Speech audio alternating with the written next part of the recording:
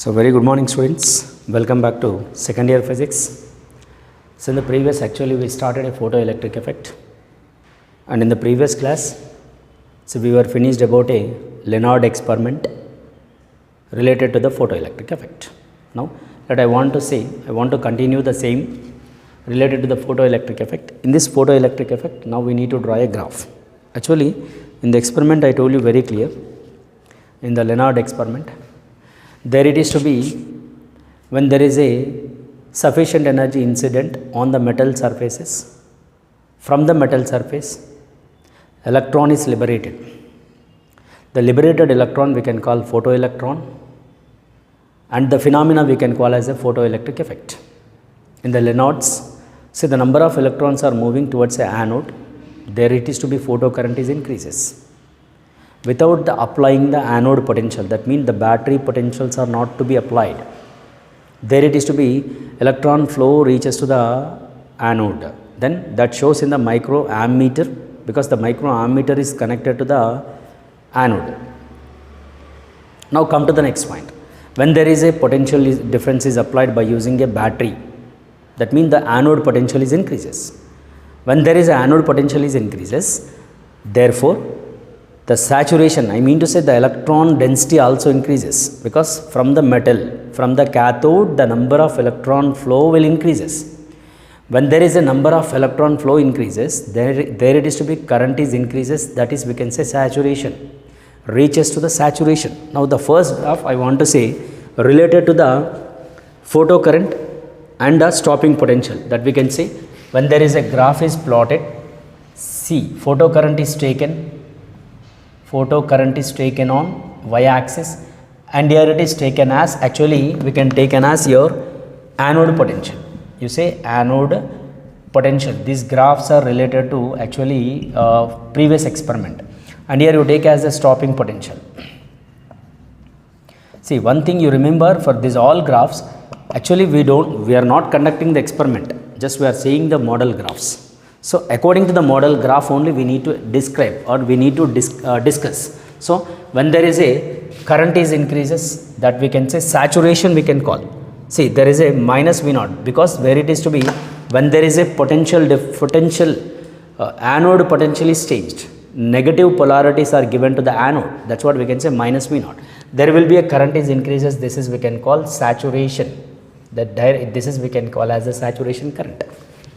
See, this is the first graph, because we know EV naught is equal to, in the previous class I was given this expression, this is the maximum we can, V maximum. So because the velocity is maximum, the electron density increases and electron flow also increases, and it reaches to the maximum. No? So EV naught is equal to half mv square maximum.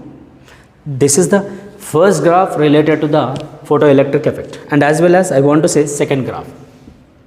That second graph is, of course I want to say second graph, effect of the intensity on incident light.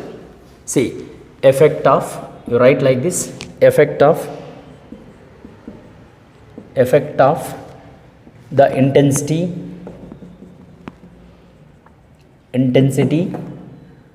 of incident light on photocurrent. Now we are saying this, so related to the effect of intensity of incident light on photocurrent.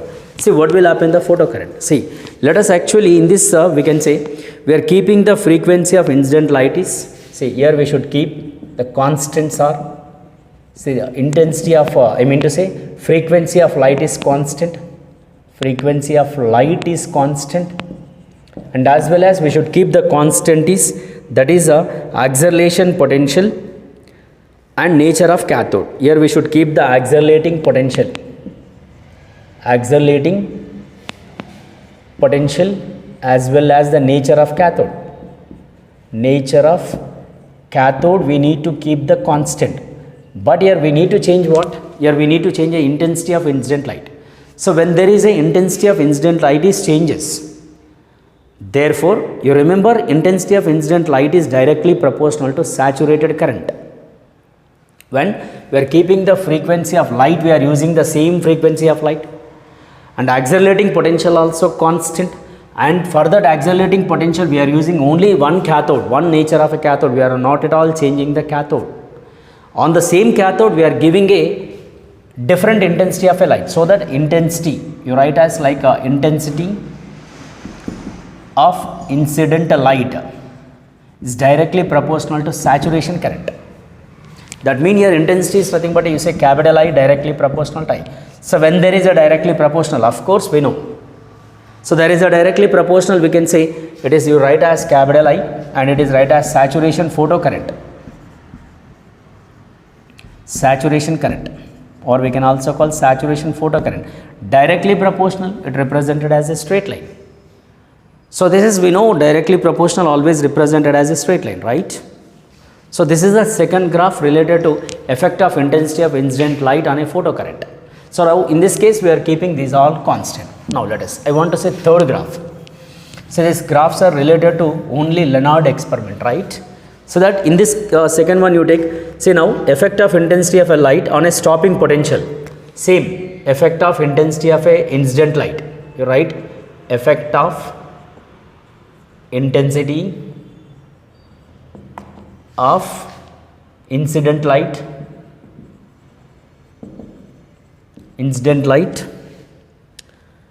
on stopping potential,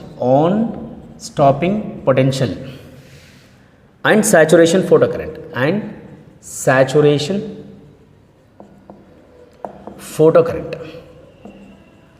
See, this is we need to say effect of intensity of incident light on stopping potential as well as the saturation current.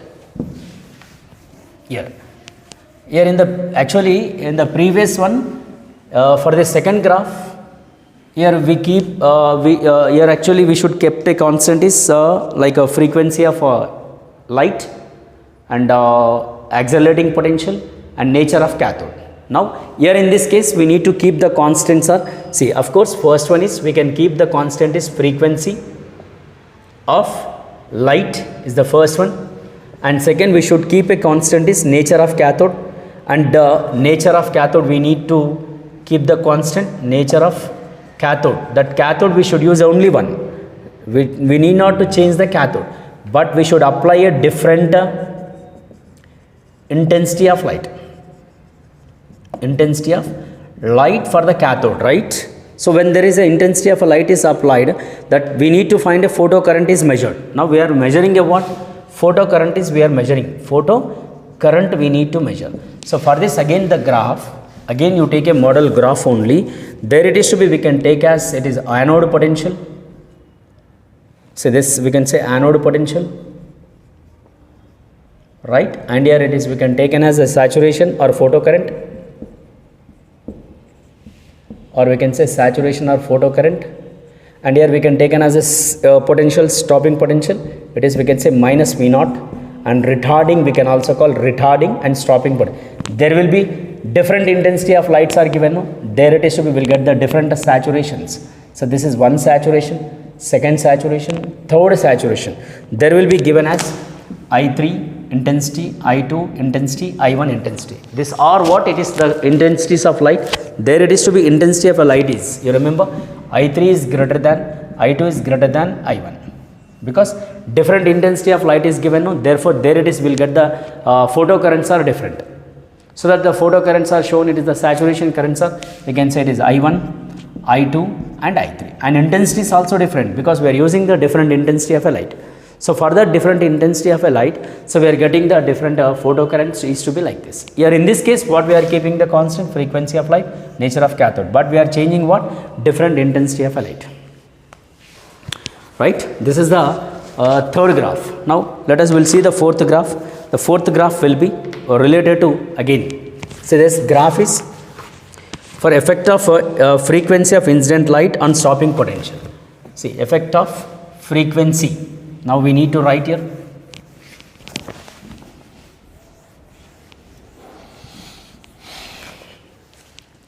Here you take effect of frequency. Frequency of incident light.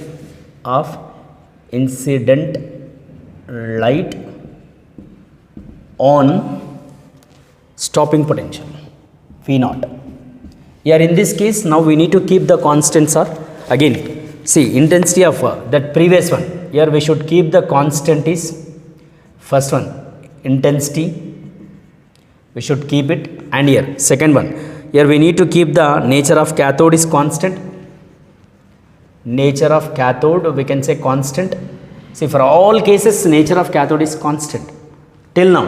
In the next case it is different. Now here we need to change the frequency, different frequency of light.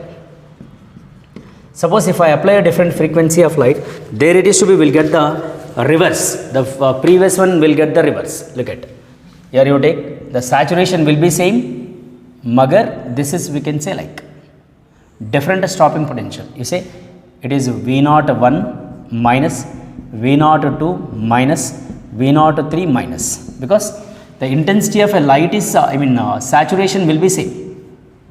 This is the saturation current.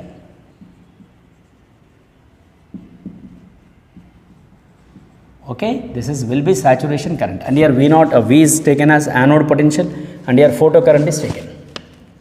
Photo current, and the frequencies will be V3 greater than V2 greater than V1, or stopping potentials we can say V3 V1 V2 V3 V2 V1, different frequencies we are using, no? So V3 is greater than V2 is greater than V1. Frequencies it is to be like this, saturation current, and we can say anode potential.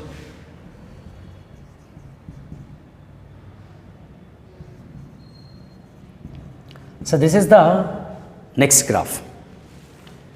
Finished? Now last graph, this is actually related to what we can say like the last one.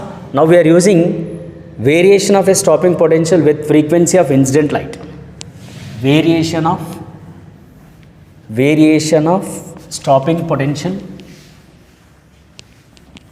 The last graph it is, see, variation of, we can say variation of stopping potential. Stopping potential with frequency of incident light. With frequency of incident light. Here for this graph, so we can say on the x-axis frequency of incident light and stopping potential. Here we should change, so that keeping the metal or constant for different intensities and different frequencies. Let us now I am taking for a first metal. Suppose I want to say cesium is the one metal. See, for a cesium, now you take a only cesium is one. For that cesium you apply a different frequencies. For a one frequency we are applying, and on x-axis we can take a frequency, and here it is taken as the stopping potential. For cesium if I take, therefore the graph will be shows like this. Cesium metal it is. See, it is for first frequency, you say V0 is the first frequency, and the second one if I take, therefore if I take a second one potassium, so that it is you say V dash, and third one if I take, the graph will be sodium, and it is we can taken as V0 double 2, and here it is we can taken as aluminum, like you take a copper, so that is V0 double 3 and V0 4 like. So which is to be what it is we can say frequency of incident light, which is changing. Suppose if I use a cesium, for this cesium only different intensity frequencies are incident. Frequency of light is changes, simultaneously we are noting the stopping potential. For that we will get a straight line. Straight line it is for only cesium. Next you go for the potassium, again you change the frequency and note down the stopping potentials, and go for the sodium, of course frequency we need to change and note down the stopping potentials. There it is to be, will get the graphs are to be, it is a straight line which is to be along a straight. Clear? So these are the graphs related to what? About a photoelectric effect. And here in this photoelectric effect, let us I want to say laws. Sir, what will be the laws? Of course. So the first law for this photoelectric effect, first law is nothing but here you remember, each photon of energy releases only one photoelectron. This is the first law of photoelectric effect. Each photon only releases one photoelectron. See, when there is a photon of energy incident on the metal surface, therefore that photon of energy immediately it releases, or it is liberated the electron immediately it liberate the electron. There will be no time gap. So there is no time gap between the incident photon of energy and liberated electron. See, there will be no time gap. This is the second. That's what we can say laws. It is you write as laws of photoelectric effect.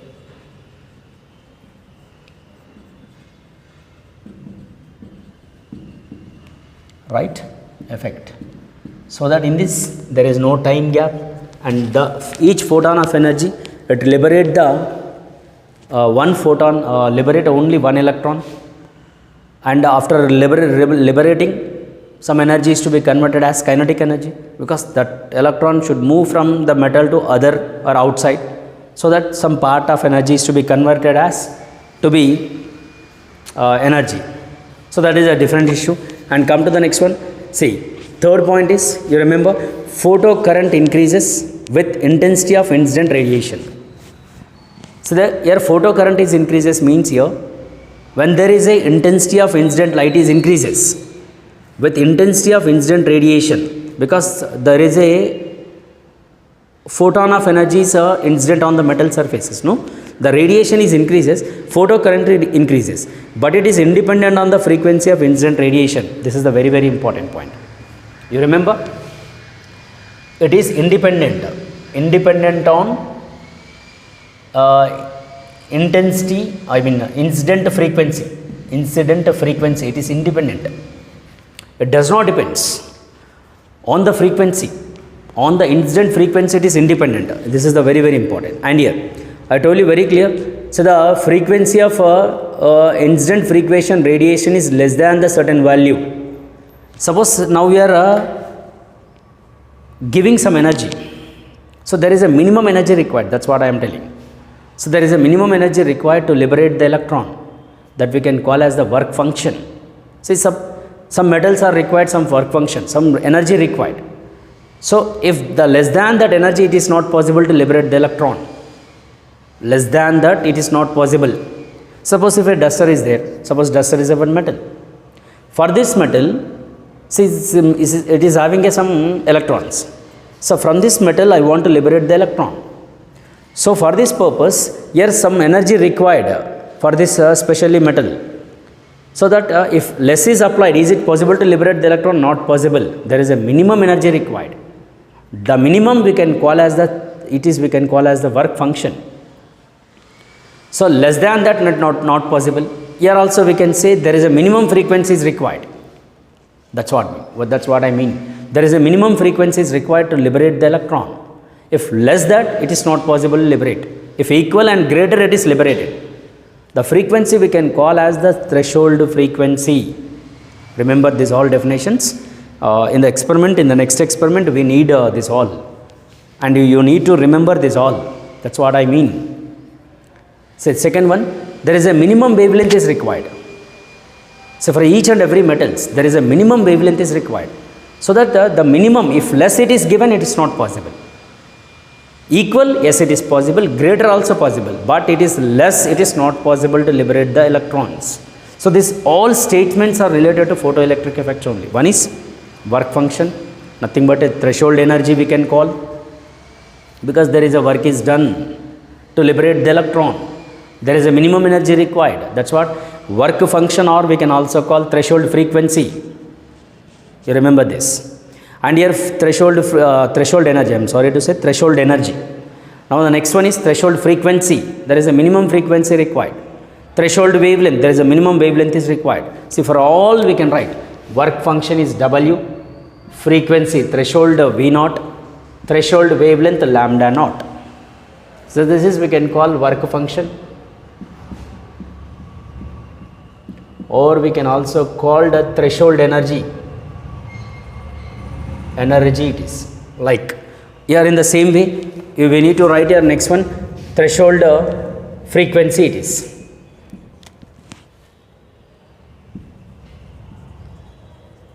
Threshold frequency, and last one threshold wavelength.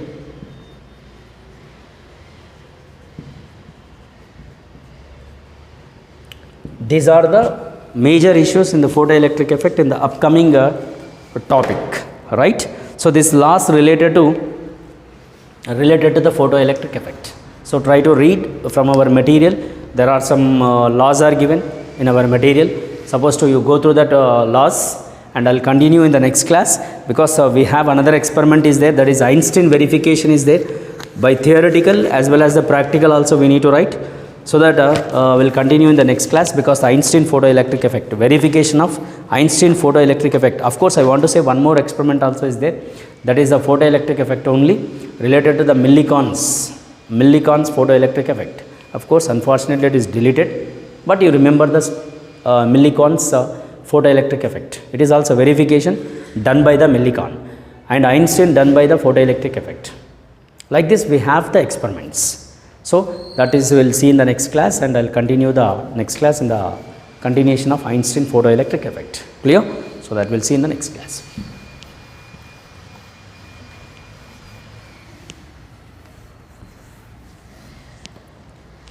So thank you very much. We will see in the next class.